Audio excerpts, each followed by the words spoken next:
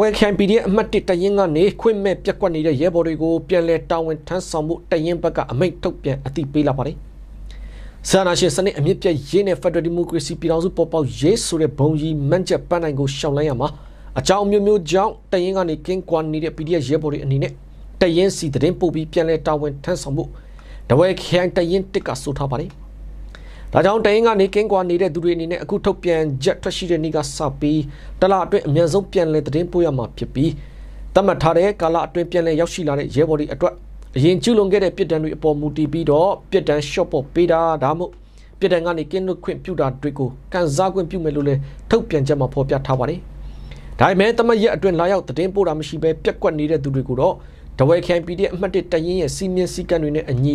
ထိထိရောက်ရေးယူဆောင်ရွက်သွားမယ်လို့ထုတ်ပြန်ချက်မှာဖော်ပြထားပါတယ်ခင်ဗျာတလင်းသာရီတိုင်းရေဖြူမြို့နယ်ကခမရ409တရင်ထက်ကနေထွက်ပြေးလာတဲ့စစ်မှုတန်းတပ်သားတဲ့10ယောက်ကိုစစ်တပ်ဘက်ကလိုက်လံပစ်ခတ်ခဲ့တာကြောင့်3ယောက်ဟာသေဆုံးပြီး9ယောက်ကိုအသက်ရှင်လျက်ဖမ်းမိထားတယ်လို့တပင်ရွှေဒီကိုကြိုင်ပြည်သူ့ကာကွယ်ရေးတပ်ဘက်ကတာဝန်ရှိသူတို့ကပြောပါတယ်မေလ23ရက်နေ့မှာတပ်တွင်းမှာရိုက်နှက်နှိပ်စက်မှုတွေကိုမခံနိုင်တော့တဲ့အတွက်ကြောင့်အဲ့ဒီတပ်သားတဲ့10ယောက်ဟာထွက်ပြေးလာတာဖြစ်ပြီးထွက်ပြေးနေချိန်မှာစစ်တပ်ကင်းကလိုက်ပစ်ခဲ့တာကြောင့်3ယောက်ဟာတေသွားတာလို့လည်းသိရှိရပါတယ်။ကြံရှိတဲ့9ယောက်ကတော့လွတ်မြောက်လာခဲ့ပေမဲ့လည်းတပင်ရွှေဒီကိုကြိုက်ပြည်သူ့ကာကွယ်တပ်ကဖမ်းမိထားပြီးအဲ့ဒီသူတွေဟာအပတ်စဉ်16တင်နန်းစင်းတွေဖြစ်ကြပြီး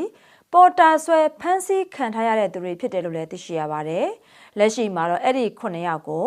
ကောင်းမွန်စွာစောင့်ရှောက်ထားပြီးကိုရေးအချက်လက်တွေစစ်ဆေးနေတုန်းဖြစ်ပြီးစစ်ဆေးပြီးသွားရင်တော့ဘာဆက်လုပ်မလဲဆိုတာဆုံးဖြတ်သွားမယ်လို့လည်းသိရှိရပါတယ်ရှင်။တနင်္သာရီတိုင်းဒေသကြီးလောင်လုံးမြို့နယ်တွေကဘဲကြီးရွာဘဲနယ်မြေမှာမဆိုဇက်သပင်ပွဲတွေကျင်းပတာကိုလုံးဝခွင့်မပြုဘူးလို့လောင်လုံးမြို့နယ်ပြည်သူ့အုပ်ချုပ်ရေးဖွဲ့ကနေမေလ15ရက်နေ့မှာအသိပေးကြေညာလာပါတယ်။နေမြေတည်ငြိမ်အေးချမ်းရေးပြည်သူလူထုရဲ့လုံခြုံရေးနဲ့လက်ရှိတော်လှန်ရေးကာလအခြေအနေတွေအရ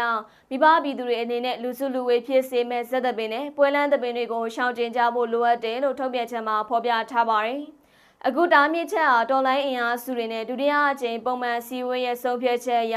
ထုတ်ပြန်တာဖြစ်ပြီးတော့ထုတ်ပြန်တဲ့နေ့ကနေစတင်ကမြို့နယ်အတွင်းဘယ်နေရာမှာမဆိုဇက်သက်ပင်ကျင်းပတာကိုခွင့်မပြုဘူးလို့ဆိုထားပါတယ်။တကယ်လို့တားမြစ်ချက်ကိုလိုက်နာမှုမရှိဘဲနဲ့ဇက်သက်ပင်တွေလက်ခံကျင်းပခဲ့ရင်ကျင်းပတဲ့ကော်မတီဝင်တွေနဲ့သက်ဆိုင်သူတွေအားလုံးကိုတည်ဆဲဥပဒေတွေထုတ်ပြန်ထားတဲ့အမိန့်နဲ့ညွှန်ကြားချက်တွေအရထိရောက်စွာရေးယူဆောင်ရွက်သွားမယ်လို့ပြင်းထန်စွာတတိပေးထားပါတယ်။အဲ့ဒီအပြင်မိဘပြည်သူတွေအနေနဲ့နေမြေလုံခြုံရေးကိုရှေးရှုပြီးတော့ဝိုင်းဝန်းပူးပေါင်းလိုက်နာကြဖို့ကိုလည်းလောင်လုံးမြို့နယ်ပြည်သူ့အုပ်ချုပ်ရေးဖွဲ့ကနေတိုက်တွန်းနှိုးဆော်ထားပါတယ်ရှင်။တနင်္သာရီတိုင်းတနင်္သာရီမြို့နယ်ခမာရ961တရင်ကိုလာတဲ့စစ်ရင်တန်းကိုတိုက်ခိုက်ခဲ့ရကြောင်းစစ်သား9ဦးသေဆုံးပြီးတော့ကားတစ်စီးလည်းပျက်စီးခဲ့တယ်လို့ဘေးခရိုင်အမှတ်3တရင်ရဲ့တာဝန်ရှိသူကရန်ကုန်ခေတ်သစ်ကိုပြောပါတယ်။မေလ14ရက်နေ့မနက်7:00နာရီခန့်ချိန်တနင်္သာရီမြို့နယ်ဘော်ဒီကန်တရားဘက်ကနေခမာရ961တရင်ကိုဦးတည်လာတယ်။အကြမ်းဖက်စစ်သားတွေလိုက်ပါလာတဲ့ကြောက်ကား2စီးလမ်းကျိတ်ဆက်တင်ဆောင်လာတဲ့တွဲကား2စီးနဲ့စီပုံးတွေတင်ဆောင်လာတဲ့ကားငယ်2စီးကိုတော်လိုင်းတပ်ဖွဲ့တွေက6မိုင်ရွာနီးမှာမိုင်းဆွဲပြီးတော့ကြားဖြတ်ပစ်ခတ်တိုက်ခိုက်ခဲ့တယ်လို့သိရပါတယ်။အဲဒီတိုက်ခိုက်မှုအတွင်းကား4စီးလုံးကရပ်တန့်သွားပြီးတော့ကြောက်ကား2စီးကလုံးဝပျက်စီးခဲ့ပါတယ်။အဲဒီနောက်ဘန်လော့စ်လမ်းဆောင်6မိုင်ရွာနဲ့လငုလန်းဆောင်လမ်းကြောင်းတစ်လျှောက်မှာလုံခြုံရေးယူပေးထားတဲ့ကြမ်းဖက်စစ်တပ်နဲ့ဘေးခရိုင်တရင်နဲ့တရင်3ကရဲဘော်တွေနဲ့ထိတွေ့တိုက်ပွဲဆက်လက်ဖြစ်ပွားခဲ့ပြီးအကြမ်းဖက်စစ်တပ်ဘက်က9ဦးသေဆုံးကတော်လိုင်းရဲဘော်တွေဘက်ကတော့ထိခိုက်မရှိပြန်လည်ဆုတ်ခွာနိုင်ခဲ့ပါတယ်။အဲဒီလိုတိုက်ခိုက်မှုတွေဖြစ်ပွားပြီးတဲ့နောက်အဲဒီနေ့လယ်3နာရီခန့်မှာ